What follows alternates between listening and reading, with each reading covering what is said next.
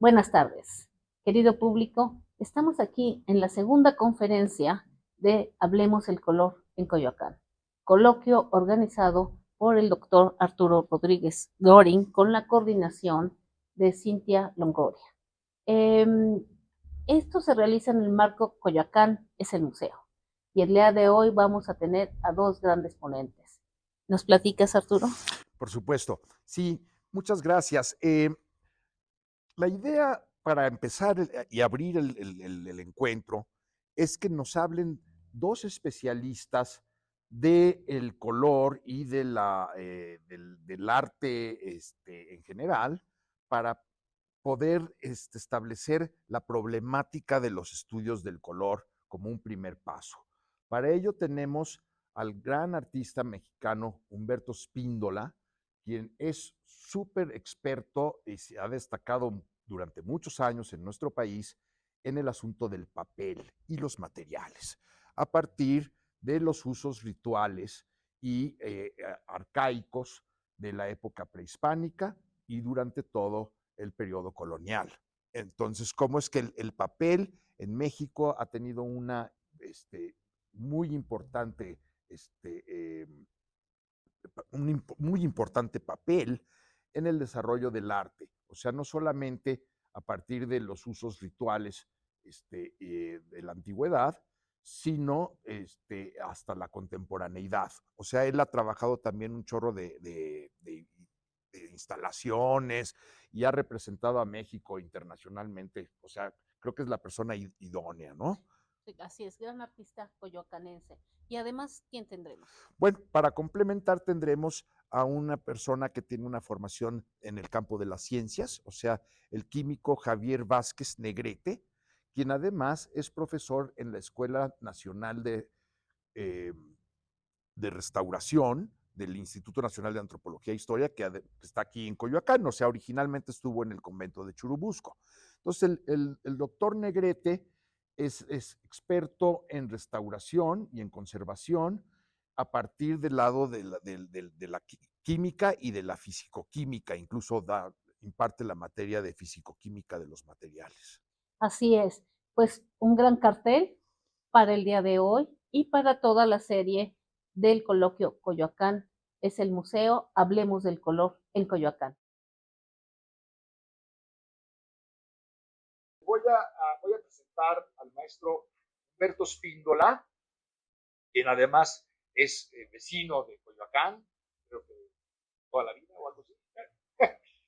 eh, Quien es un artista mexicano que trabaja principalmente el papel. Es quizás el máximo conocedor del papel en este país.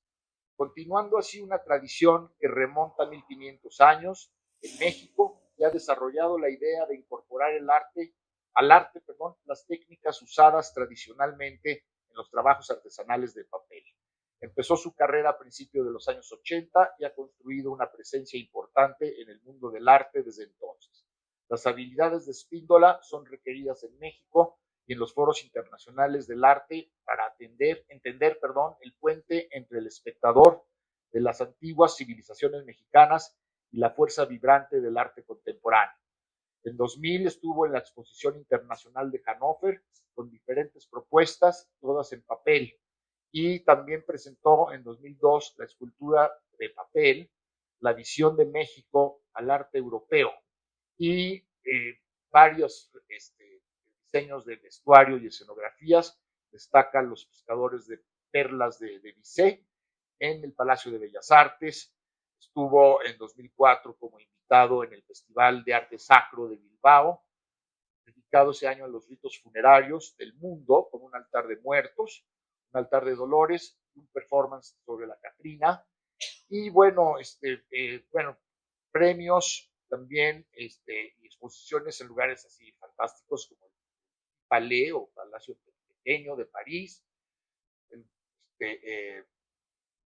el Museo de Arte Decorativos en Helsinki, el del Hospicio en Lille, por supuesto, Bellas Artes, Museo de Arte Moderno, Tamayo, y bueno, en el Museo Británico, y muy bonito, si lo pueden ir a ver, un arco de triunfo para la colección permanente en el Museo Internacional del Barroco de Puebla, también también está en un edificio de primer nivel, ¿no? Y bueno, pues Humberto, muchas gracias por aceptar nuestra invitación y te cedemos la palabra. Empezaré por afirmar que soy un conservador, palabra tan feamente discutida hoy en día y que quizás debería de cambiarla por conservativo. Pero por conservador me refiero a que hemos desechado muchas cosas buenas que debimos mantener por otras que no sabemos de sus bondades a lo largo del tiempo. Entre estas cosas encuentro algunas de las técnicas antiguas de pintar que han sido usadas no digamos por año, sino por siglos. Les contaré esta experiencia que me ha tocado vivir. Hace varias décadas renté una casa en el Callejón del Ojito, aquí en Coyoacán, y necesitaba pintarla.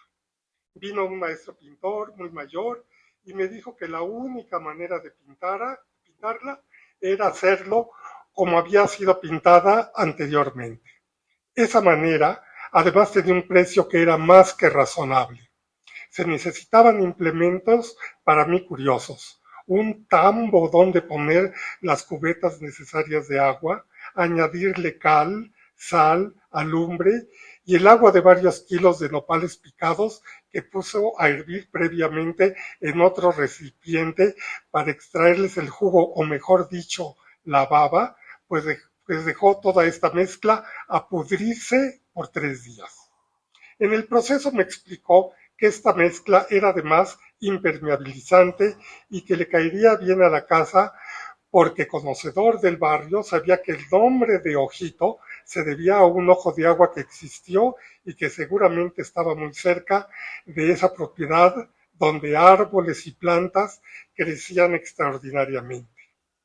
Viví allí por muchos años y la pintura no solamente protegió aquella vieja casa de humedades, sino que hizo que fuera adquiriendo una pátina escurrida, oscura, que en época de lluvia se volvía de un tornasolado verdaderamente verdioso, verdaderamente admirable. Nunca me imaginé que había recibido una lección que cambiaría mi concepción de la pintura para siempre. Entendí que hasta la popularización de las pinturas vinílicas alrededor de los años 60, todo se pintaba así. Inclusive la casa de Luis Barragán del año 47 fue pintada de la misma manera.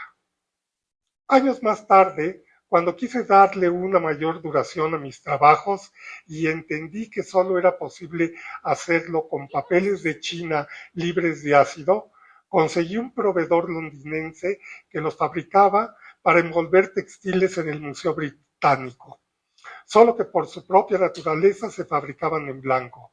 Por lo tanto, surgió la necesidad de colorearlos. ¡Oh, bronca! ¿Con qué pinturas? Por esas épocas estuvo aquí la gran investigadora textil española, Ana Roquero, y tomé con ella un curso en comunidades ñañú del estado de Hidalgo y probé el azul añil. Extraordinarios resultados. Luego me sugirió la grana cochinilla de Oaxaca y el púrpura de las costas del Pacífico. Compré carmín de grana cochinilla en Oaxaca y encontré el más extraordinario de los rojos. El problema era con qué medio. Siendo un horrendo conservador, quería evitar sobre todo las bases vinílicas. Y en mis desvelos me acordé del viejito del Callejón del Ojito. Sal para fijar, hervir nopales para extraerles la baba que hace que la mezcla otorgue sus largas moléculas para que el pigmento, en mi caso, se deslice como la cal en las casas y no se cuarte. Alumbre para neutralizar el pH de todo aquello y grenetina hidrolizada como pegamento. Así trasladé esa experiencia pictórica vieja a mis trabajos de arte con papel de China libre de ácido. Con este medio podía ya usar las extraordinarias variedades de colores de anilinas minerales resistentes a la luz que había conseguido en mis correrías barcelonesas de aquellos tiempos. Fue y es un proceso difícil y complicado para que este medio acuoso no diluya las fibras de papel y poderles dar 2 y a veces hasta 3 manos de color a los delicados papeles ingleses. Pude aplicar la grana cochinilla, el más extraordinario de los rojos usados desde la época prehispánica, que luego fue la segunda exportación de México en la época colonial, después de la plata, y que con sus rendimientos se construyó la ciudad de Oaxaca. En México hemos aportado color al mundo. Y mi tercer color es el púrpura imperial, color que da un molusco un molusco en solo unas cuantas partes del mundo, extinguido en el Mediterráneo oriental, pero existente en el Pacífico mexicano y en algunas partes del sudeste asiático. Este color lo extraje literalmente gota a gota del caracol púrpura panza de las costas de Michoacán, usado también desde tiempos prehispánicos para la realeza mixteca, y en las costas de Tiro en el Mediterráneo oriental fue usado para las telas más caras que el oro porque tenían una increíble cualidad. No se desteñía ni con el sol, ni con el agua, ni con el tiempo. Fue un tinte que los emperadores bizantinos prohibieron su uso a todo el mundo conocido de su época y lo reservaron exclusivamente para ellos en lo que fue la ciudad más rica que jamás haya existido, Constantinopla. Sin embargo, mi formación como colorista en el arte se debe también a mi acercamiento póstumo con una de las personalidades más importantes del siglo XX mexicano y que pintó sobre papel de China, Jesús Reyes Ferreira. La obra de este gran esteta mexicano, de innumerables facetas, se aplicó sobre infinidad de propuestas a las que dedicó su vida. Marchand de Antigüedades Mexicanas, que precisamente empezó a envolver con papeles pintados por él mismo como una forma de refinamiento personal. Asesor de arquitectos para el uso del color, entre ellos Luis Barragán, Juan Sordo Madaleno y Ricardo Legorreta. Chucho Reyes fue una personalidad que trasladó los colores de los pigmentos de la palería usados para pintar casas al papel de China. De ahí proviene la consideración largamente estudiada que su influencia de color sea netamente popular. Pero debo de considerar que mi vida en Coyoacán me ha proporcionado sensaciones visuales que se traducen a coloridos que por haber sido vistos durante muchos años me son de gran importancia. Verde, el color que ofrecen los numerosos árboles y enredaderas que saltan las barras para teñirlas de este color, que debo de considerarlo como un elemento sobresaliente e importantísimo de nuestra comunidad. En el centro de Coyoacán destacan, al igual que en el centro de México, el tezontle, el color rojo sangre quemada de muchos de los edificios coloniales que tenemos, junto con el ocre de las canteras y el negro del recinto de sus banquetas y guarniciones. El azul añil, que fue muy requerido en la época cuando se quería dar un toque colonial a todo nuestro espacio urbano, fuera antiguo o no. Pero Coyoacán no es solo el centro de nuestra villa, lo es ahora un amplísimo territorio de construcciones relativamente nuevas que requieren ser pintado y para el cual habría que encontrar paletas de colores, combinaciones de los mismos y presentarlos como sugerencias de técnicas de pintura y luego dejar que el espíritu y sabiduría popular los adopte, modifique, intercambie y aplique no solamente en las paredes que dan al frente de la calle, sino a los 4 costados de las edificaciones para protegerlas por una parte y también para eliminar el nada agradable tabicón gris que inunda las calles. Proclamo como experiencia propia la necesidad de llenar nuestra vida cotidiana de color. Muchas gracias. Javier Vázquez Negrete es egresado en la Facultad de Química de la UNAM. Desde 1986 es profesor de Química en la Escuela Nacional de Conservación, Restauración y Museografía del Instituto Nacional de Antropología e Historia. Participa en los seminarios Taller de Pintura de Caballete, Pintura Mural, Cerámica, Escultura Policromada y Textiles, realizando los análisis de pigmentos y aglutinantes, y asesora en los tratamientos de conservación y restauración. Imparte la materia Físico-Química de la Limpieza para la licenciatura en Restauración. Participa en las prácticas de campo realizando análisis químicos e impartiendo clases de química in situ.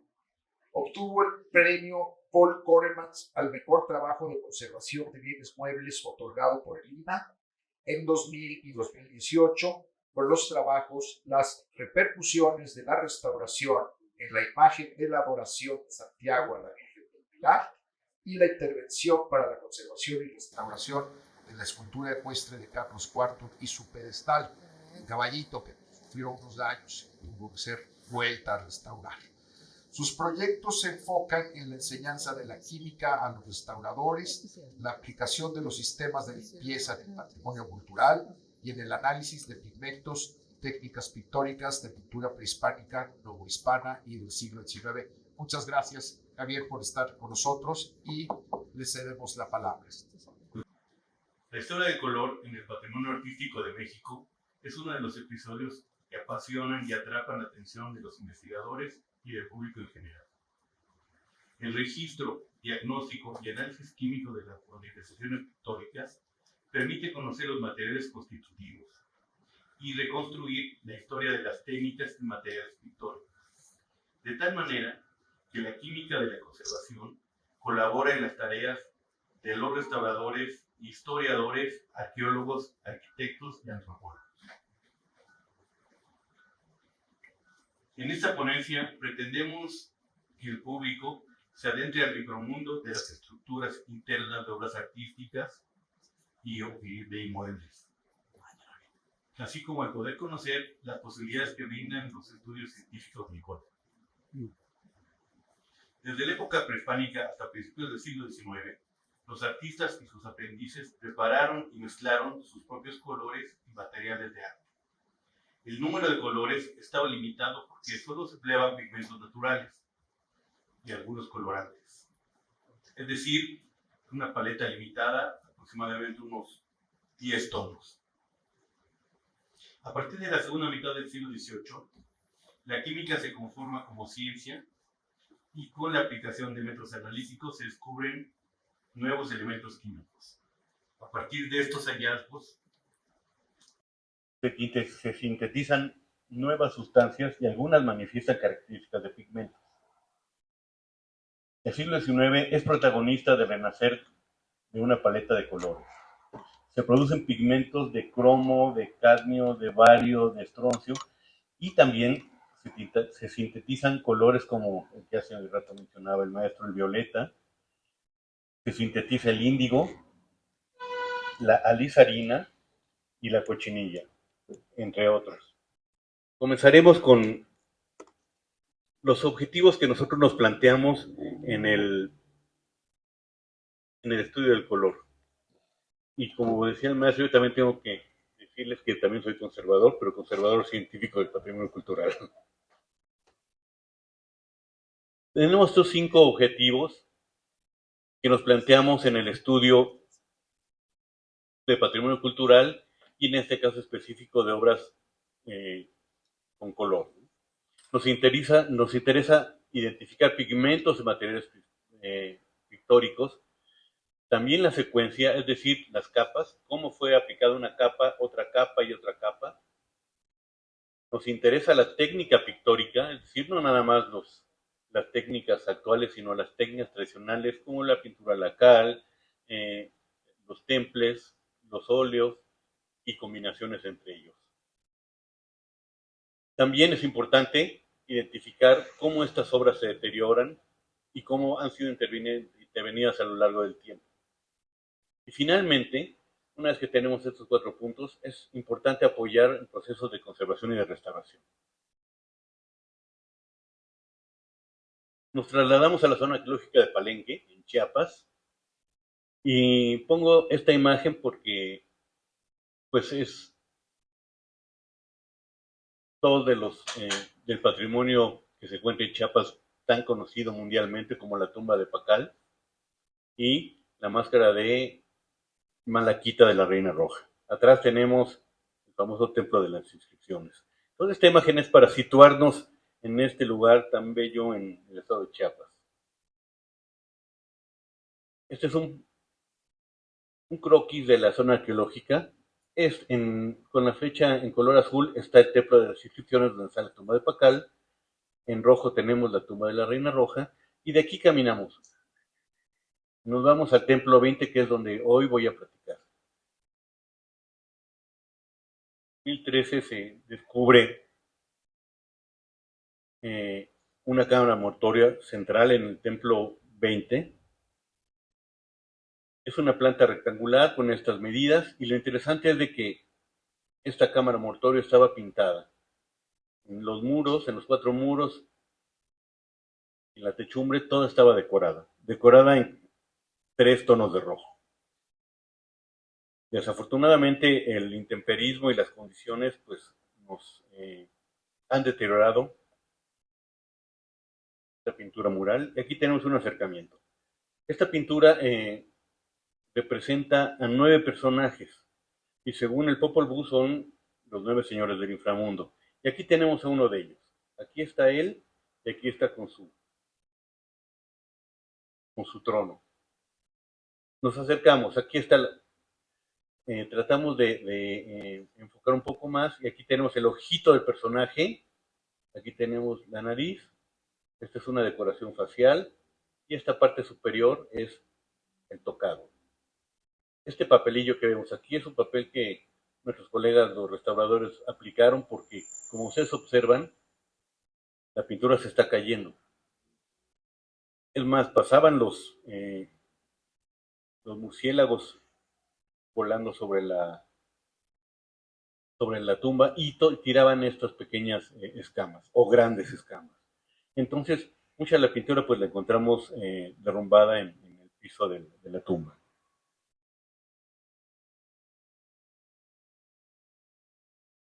De aquí tomamos muestras pequeñas.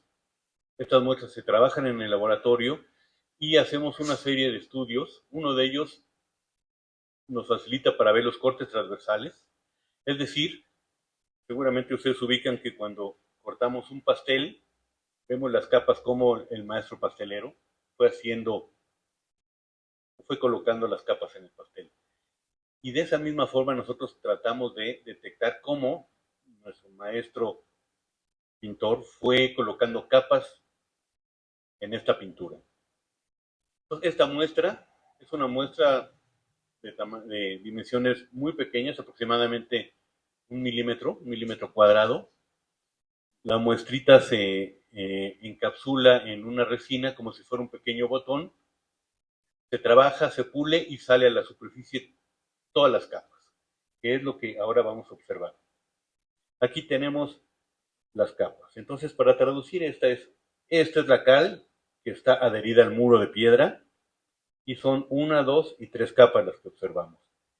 Esta foto fue tomada con un microscopio, digamos, óptico de los que se utilizan a nivel de enseñanza, y esta misma muestra se lleva al microscopio electrónico de barrido. Y entonces en esta muestra nosotros lo que podemos hacer es ir señalándole al equipo dónde queremos que se hagan los análisis. Puede ser los análisis puntuales o puede ser análisis de área. También en estas imágenes yo señalo la estructura de esta pintura. En la capa 1 tenemos un aplanado de cal. En la capa 2 tenemos un enlucido ligeramente naranja. En la capa 3 tenemos la capa pictórica que veíamos actualmente en el personaje. Y en la capa 4 son todas las concreciones salinas que existen. Entonces lo que nos interesaba era poder identificar cuáles eran los pigmentos. encontramos que básicamente en esta pintura se emplearon 3 materiales. La cal, el pigmento que hace rato mencionábamos que era la hematita, o también se conoce como rojo óxido, también lo nombramos como rojo indio, y cinabrio. El cinabrio es un pigmento anaranjado, su fórmula es sulfuro de mercurio y es un mineral, se obtiene de un mineral que puede venir de la sierra de Querétaro o puede venir también de la sierra de Guerrero. Este era un pigmento que representaba la sangre y un pigmento ritual. Aparte encontramos un colorante.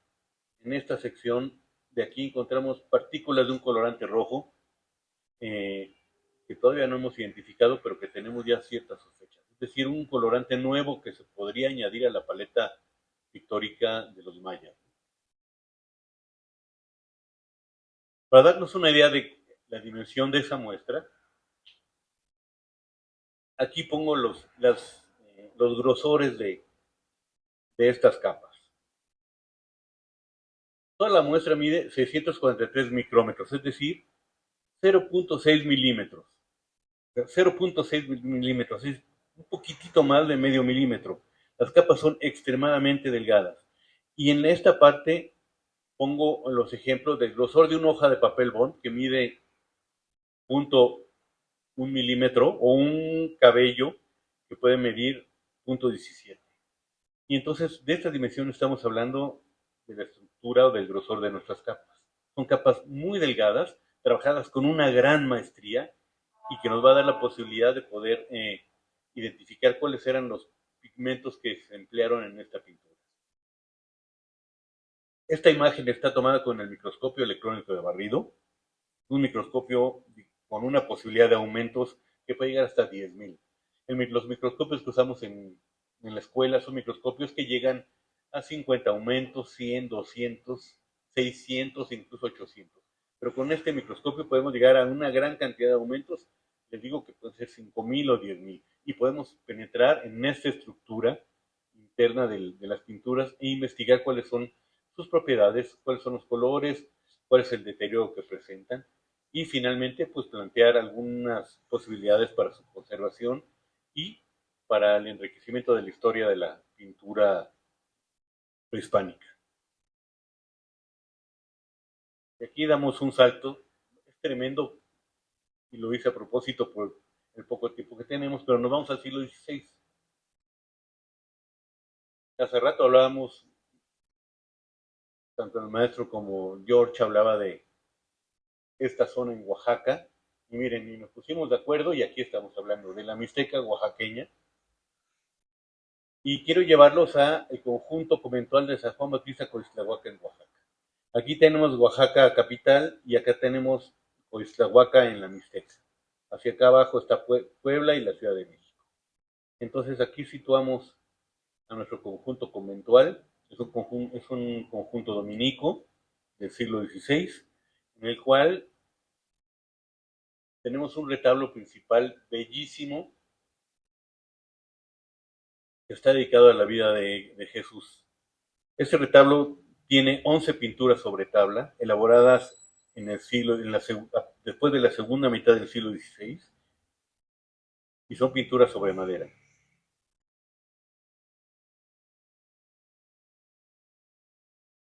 Pongo el ejemplo de una de ellas. Esta es La adoración de los pastores.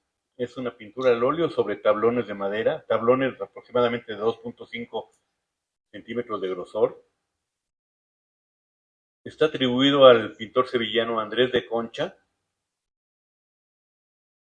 Y bueno, aquí yo muestro varias imágenes. Esta es la pintura ya restaurada. Al rato vamos a ver este color rojo y este color azul y este morado. Y bueno, coincide con lo que el doctor Rock nos decía hace rato, es esta combinación o más bien esta organización de colores. Las pinturas fueron sometidas a diversos tipos de análisis y uno de ellos se denomina fluorescencia de rayos X y es este equipo que está aquí. Es como una pistola y nos va a dar este tipo de gráficas que nosotros le llamamos espectros. Con estos espectros nosotros interpretamos los pigmentos que hay. Y los puntos que están en amarillo son los lugares donde estuvimos realizando los análisis químicos. Es una pintura bellísima con una serie de trabajos impecables, porque incluso los detalles de un angelito que está volando por acá y de los animales que están por acá, etcétera, son una pintura con un gran detalle. Y este es el resultado de los colores que encontramos en estas 11 pinturas. Aquí nada más pongo un ejemplo. En los oscuros emplearon una tierra de sombra y negro de humo o tizne. En los ciertos rojos se empleó hematita. En ciertos amarillos, como el amarillo de la vela, empleó un pigmento que se llama yalolino. Este es un pigmento traído de Europa y de cierta región entre Italia y Alemania. Es un pigmento que se empleaba en ciertas condiciones en vidriados. O sea, decirse, fue un pigmento que se trajo a la Nueva España. Posteriormente tenemos en los azules del manto de la Virgen el pigmento añil mezclado con grana cochinilla. Al igual que los morados de este personaje. El azul más claro del manto de la Virgen es azurita y los más oscuros son con añil. La azurita, el añil, la grana cochinilla son materias colorantes originarias y de ese lugar, específicamente de Coixtlahuaca y de Nochistlán, que es la población más cercana y más, digamos, más grande allá en la Mixteca. Del otro lado tenemos los encarnados o las encarnaciones que eran dadas con una gran cantidad de mezclas, como pueden ser los blancos, amarillos y diferentes tonos de cafés, o en dado caso de las encarnaciones un poco más oscuras se daba también con tierra de sombra. Ciertos colores naranjas se daban con vermellón y todos los blancos se daban con albayalde.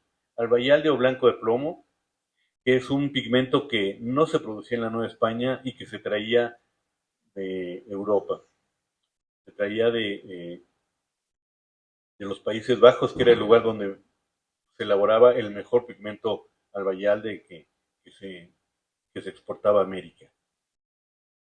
En los tonos verdes tenemos malaquita, que es extraído de un mineral.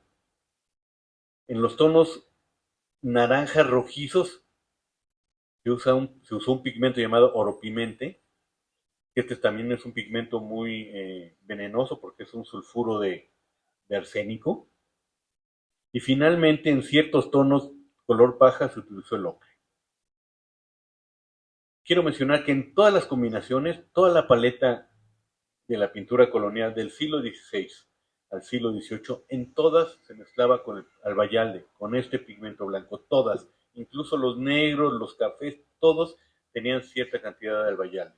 Es decir, la cantidad de albayalde que llegaba a la Nueva España era tremenda, era muchísimo. Y de hecho hay alguna serie de datos sobre las mercaderías que venían a la flota de la Nueva España que nos mencionan que eran barriles y barriles de albayalde para pintores. Entonces, como podemos ver en esta paleta del siglo XVI, hay pigmentos nativos, pigmentos de la Nueva España y pigmentos europeos. Esto no va a cambiar hasta el siglo XIX. En el siglo XIX comienza a haber una gran posibilidad de producción de diversos materiales que ahorita los vamos a revisar. Estas son dos imágenes tomadas con un microscopio sobre la pintura. Y aquí lo que quiero destacar son la forma en que Andrés de Concha fue mezclando los colores, pero no solo mezclándolos de manera física, sino mezclándolos con una serie de organización y superposición de capas. Incluso capas muy delgadas que se les llama veladuras superpuestas van a darnos una posibilidad muy rica. Y aquí tenemos la grana cochinilla. Este rojo, este que está aquí es grana cochinilla aplicada sobre hematita y en este caso es grana cochinilla con hematita y un poco de añil. Y acá tenemos mayor cantidad de añil con menor cantidad de grana cochinilla para darnos una tonalidad morada. Y en esta imagen vemos cómo el pintor logró controlar el grano del pigmento. Todos esos puntitos azules que vemos es el pigmento, pero no es un pigmento molido como si fuera un polvo fino, sino es un pigmento molido grueso. Y esto es para dar una serie de tonalidades y de efectos en la pintura. Probablemente para dar estos efectos de terciopelo en la tela o ciertos efectos nebulosos en el cielo. El maestro pintor conocía perfectamente estas posibilidades. Obviamente, los ayudantes también tenían que conocer en qué momento ya no usar el metate para moler el pigmento y parar ahí. Y en qué momento moler el pigmento hasta que quedara como talco, ¿no? Y esto daba entonces una mayor riqueza a esa paleta. Estamos hablando de una paleta aproximadamente de 12 colores. Pero si agregamos esta organización del color, este molido de los pigmentos y esta superposición de capas, eso va a dar una paleta extremadamente rica que se comienza a desarrollar en el siglo XVI y que continúa en el XVII y que en el XVIII comienza a cambiar por otras situaciones. Entonces, como ven, son unas pinturas maravillosas. Si en algún momento tienen la posibilidad de ir a Oaxaca, hagan una escala en Coixtlahuaca. Se los recomiendo porque es un convento bellísimo y el retablo es magnífico, de primera.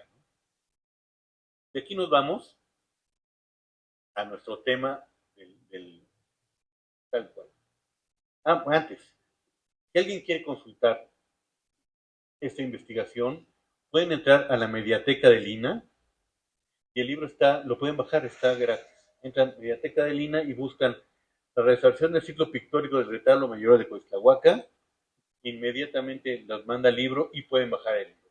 La idea es de que es un libro como de 500, 600 cuartillas donde 8 o 9 investigadores hacen el estudio de este retablo desde el punto de vista químico, la restauración, la historia del arte, la comunidad, el pintor. Es decir, se hace un estudio muy global del retablo y la idea es que tenga acceso al público y que todo el mundo pueda leerlo. Entonces les recomiendo para que le den un vistazo y aparte tiene unas fotografías magníficas. Por eso fue que no se pudo publicar el libro en físico, porque cuando se hace el presupuesto salía extremadamente caro, carísimo, entonces no se pudo publicar por la calidad de las fotografías. Entonces decidimos que se subiera y que toda la gente pudiera acceder a él. Ahora vamos a la detección de capas pictóricas en inmuebles históricos.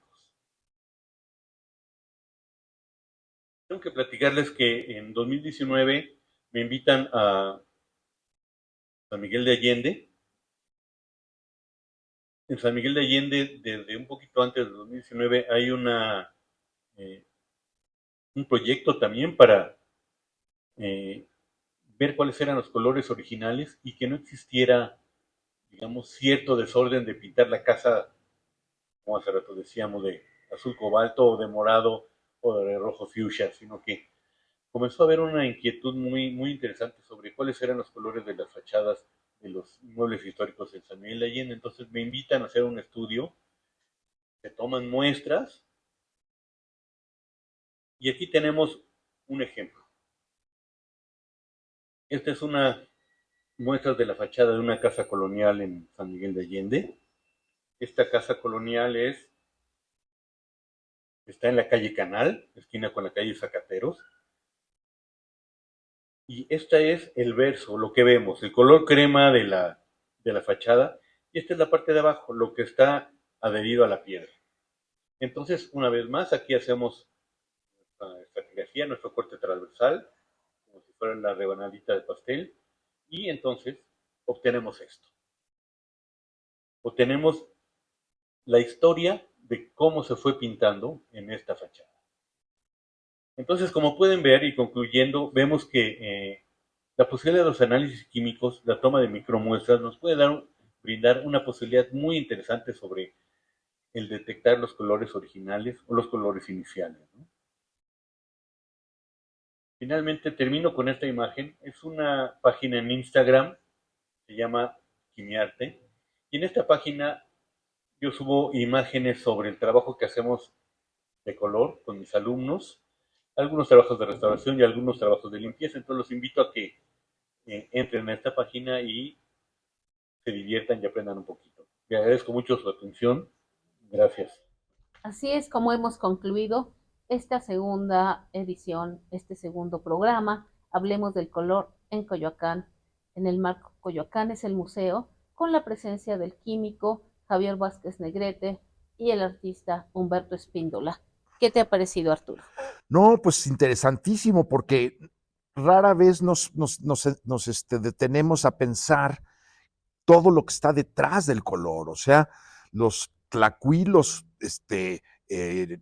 mexicanos de la época prehispánica eran pues también químicos, alquimistas, magos, etcétera, ¿no? Entonces, todo esto creo que lo plantearon bastante bien, como para que entendamos la importancia y la relevancia culturalmente de lo que es el color.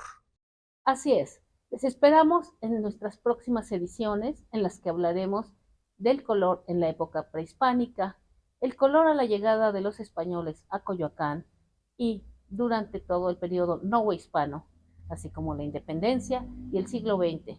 Hablaremos también del urbanismo y el color en la arquitectura de Coyoacán. Nos vemos en la próxima. Muchas gracias por seguirnos. Hasta pronto.